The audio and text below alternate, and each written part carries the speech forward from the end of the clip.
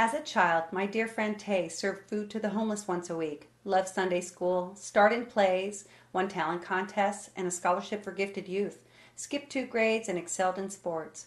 By early adulthood, he was at the top of a large gang, overseeing about 20,000 gang members, and operated what the FBI described as a multi-state drug empire. He is now serving a life sentence. What is the reverse alchemy that turns a gifted golden child into a violent criminal? In this segment, Tate talks with brutal openness about his life and illuminates the elements that go into the making of a gang leader. Be sure to check out part 2 of this series called The Unmaking of a Gang Leader, in which Tay discusses the elements that helped him make the transition from street life to straight life. Tate comes to us via phone from Mule Creek State Prison. By the age of 27, I had 13 bullets into my body.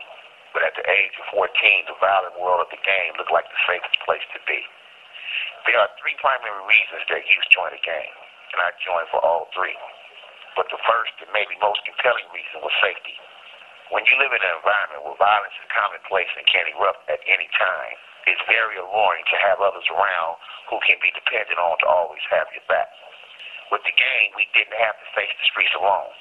It felt like we were creating strength by joining together as a group.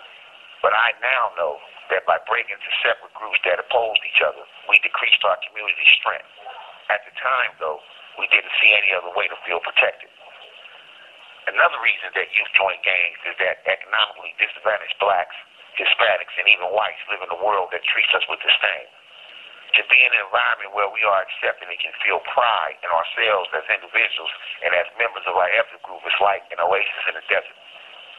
Being around those that look at me like I was worth something when most of the world around me believed I was not made the organization special for me. The third reason that youth join gangs is the brotherhood, the sense of family, and working together towards a common mission. I joined the organization because I believe I can do something positive for the black community within the organization. People who don't know about the organization hear me say that, and they think my values are totally twisted. They see the violence of the gang and the havoc it wreaks on the community. And I don't deny that part is there. But the organization also did a lot of good in the community. Our primary cause was homelessness. And we held regular fundraising concerts where we enlisted comrades who were well-known rappers, musicians, and other prominent figures to talk and perform. And the money would go to support the homeless and others who were unfortunate. When they closed the boy clubs due to a lack of funding, we bought the building, hired local contractors as well as addicts and homeless to paint and fix the place up, bought sports equipment and kept the boys' club alive. A fair percentage of the money that we put into the community came from the illegal side of the gang because it was easy to make big money from the illegal side. But the goal of the gang was to help its members transition into a legal life. We supported guys coming out of prison and provided them with housing, clothing, food, and any resources needed to get them back on their feet and make a better life for themselves. We helped those with talents get their start and expand their success into other ventures. In those days, the end game for the organization was to transition to the legal side. The organization also helped youth stay off drugs because except for marijuana, they weren't allowed to use drugs. Literacy classes were mandatory for members. So kids who had no motivation to learn to read right now had the motivation. We also taught leadership classes, African and African American history, Swahili, and lots of other classes. One of our mottos was, each one, teach one to reach one. Many of our guys didn't have more than a 4th grade education coming in, so each of us would take on one new comrade at a time. We helped them clean up their grammar and present themselves more respectfully. The goal wasn't that they assimilate into a white middle-class world, but to show themselves and others that they had something to offer. We let them know that no one was responsible for them going forward except themselves, and no one's responsible for holding them back except themselves. Most gangs today don't have that positive objectives of my organization that was so meaningful to me. But most offer the same basic elements that have attracted youth to gangs for decades. Safety in numbers, acceptance and respect, brotherhood and a way to feel value. There are many ways in which we as a society failed Tay and other men like him. But in our defense, men like Tay construct armor early on in life that normally includes what he calls an aura of violence. The result is that we are afraid of guys like Tay and want to cage them where they won't get to us, rather than help them. An example of this is the tattoo on Tay's chest that says, "White Girl Killer," a message he had permanently inked on his body at the age of 14. I'm certain this tattoo helped scare off more than a few helpers and limited the amount of compassion that came his way. Here's Tay's story behind the tattoo. When I was a young teen in juvie, I had a counselor named Hilda Hawkins, a bona fide redneck. Blacks, Latinos, and even some of the white boys called her Hitler Hawkins. Every day this woman would find some reason to ridicule, embarrass, or simply harass me and point out that someone like me could never be anything better than a thug. I hated this woman and the opinion she represented. Because of that, I had this period where if you were a white woman, I hated you as well. And that's why I got the white girl killer tattoo. But I also knew that Hilda was the straw that broke the camel's back. By the time I was a young teen, I had already had my fill of wary looks from white women.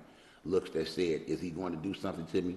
Or store clerks looking at me like I'm there to steal something. Or a white girl walking across the street to avoid passing me on the sidewalk. We black guys feel the wariness and distrust. The expectations that we're nothing but trouble. And it gets to us. It got to me. White girls represented the opinion of a world that would prefer the poor black boys like me weren't in it. It's hard to feel anything but hatred for that kind of opinion of you. But the truth is that I have never and would never knowingly hurt a woman or a child either. My commitment to that comes from experience. Until I was about 5, my life was pretty good. My mom was this warm and loving person that she is to this day, and always my biggest fan. My dad showed love by taking me fishing and including me in his hobby of raising pigeons. When I was about 5, Dad suddenly turned into a monster, and I learned from the experience that people could turn on you at any time without any notice. I have never been trusting of the world, and my lack of trust probably started with the time in my life. Starting at around the age of 7, I was the victim of sexual abuse at the hands of my father and a group of his friends. One member of this group was a female police lieutenant, which helped form my distrust of authority. My father justified the rape by telling me that he was preparing me for a world that would be even crueler to me. By the time my father got started on me, he had already been abusing my mother for a couple of years. I would hear flesh pounding flesh behind their closed doors at times. My mom would beg for him to just kill her and get it over with. I would cry because I felt completely helpless to do anything to help her. My father told me that if I told my mother or anyone about what he was doing to me, he would show me and my mom what real pain was. But even if my father hadn't threatened me, I still wouldn't have told anyone. In the streets, we were taught that to expose yourself as having been a victim of any circumstances was to expose a weakness that others would take advantage of. We never got the chance to take care of the pain that came with our trauma. Most of us got creative trying to hide that part of our lives. I know I did. I viewed everyone as my enemy and wouldn't allow anyone to get close to me.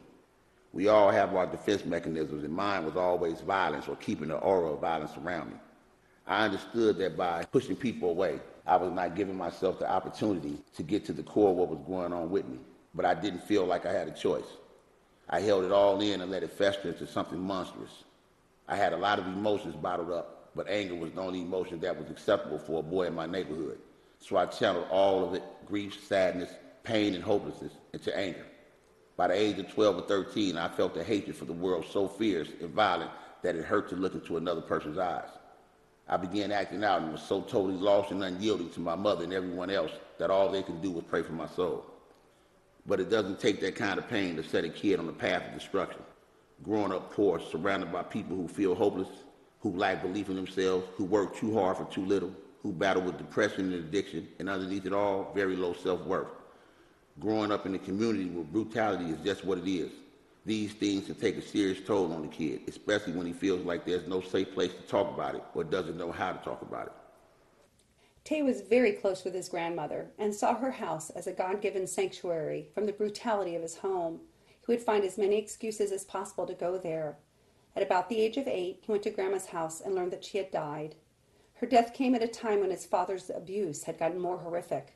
The combination of the intensified abuse and having his one safe haven taken away from him caused Tay a crisis of faith that has spanned over 30 years.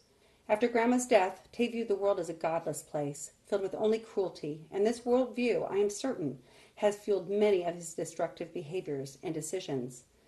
As I've gotten to know Tay, I've identified what I think are other reasons for his joining the gang, and I think these reasons apply to many other kids too. By the time Tay was introduced to the gang at the age of 14, he was accustomed to leading roles and high achievement. The gang harnessed many of Tay's gifts and talents and allowed him a place to continue to shine and satisfy his natural drive toward leadership. The earliest childhood story Tay told me was about how the pastor at his grandma's church paid kids for each Bible verse that they memorized. Tay, with his amazing memory, would recite half a page of the Bible on any given Sunday, which surpassed the pastor's budget. Not long after shining in Sunday school, Tay sang in 2 talent contests and won first prize in both. He also excelled in any sport in which he participated and was asked to assist and coach Pee Wee football when he was still a kid himself. At the age of 9, he began his own drug business, and by the age of 13 purchased his first car in cash and taught himself to drive. Around the age of 13, he was skipped 2 grades and was one of 20 gifted youth chosen from the entire San Francisco metropolitan area for a computer program sponsored by Chevron Standard. He also starred in a school play. Tay says, I had the biggest crush on my teacher, Miss Graham, and would do just about anything for her. She got me involved in theater, and I did a play in front of the entire school and their families called Mama by Paul Lawrence Dunbar. I played the son, and one of my teacher's assistants played the mother. I got a standing ovation. Miss Graham's cousin was Alex Haley, the author of Roots. He came to see the show and told me I did a great job. That meant a lot to me. By the time he left the gang, Tay oversaw close to 20,000 gang members and was being groomed to co-lead in the #1 position. He says, When I first joined the organization, I promised myself that one day I was going to run the organization, and I came pretty close. The organization offered 2 different tracks, one legal, the other illegal. I chose the illegal track partly because I knew I could make a lot of money on that track. But more than that, it was because of the rush I felt out-strategizing everyone I was in competition with and staying one step ahead of the law. the gang offered Tay not only a nice tall career ladder, but a way to satisfy and stretch his gifted brain. Tay illuminated another motivation for his choosing street life over straight life when he told this story. Starting around the age of 9, I was mostly raised on my Aunt Gina's lap, while she hosted high-stakes poker games with pimps, prostitutes, drug dealers, and even members of the Oakland A's and Raiders sports teams. Aunt Gina called me a card boy, or a good luck charm. I can earn up to $200 a night in tips in those games. That's a lot of candy money for a 9-year-old. At my own house, Mom was working hard and barely scraping by, and at my aunt's house, people were wearing nice clothes, driving nice cars, and the food was always plentiful. The life these guys was living looked exciting, whereas the majority of the people I knew who were living legally were working hard and struggling. I was too young to appreciate the deeper rewards that came with the honest, hard-working life, so that life didn't seem to have anything to offer me. I also didn't believe I belonged in an honest life. I bought into what people like Hitler Hawkins thought about me, that I was and would always be nothing more than a thug. Maybe a very successful thug, but still a thug. The illegal life seemed like the life I was born for. Discussion questions and an exercise related to this segment may be found on our website, www.streetlife2straightlife.com. Thanks for tuning in, and please check out part 2 of this series, The Unmaking of a Gang Leader.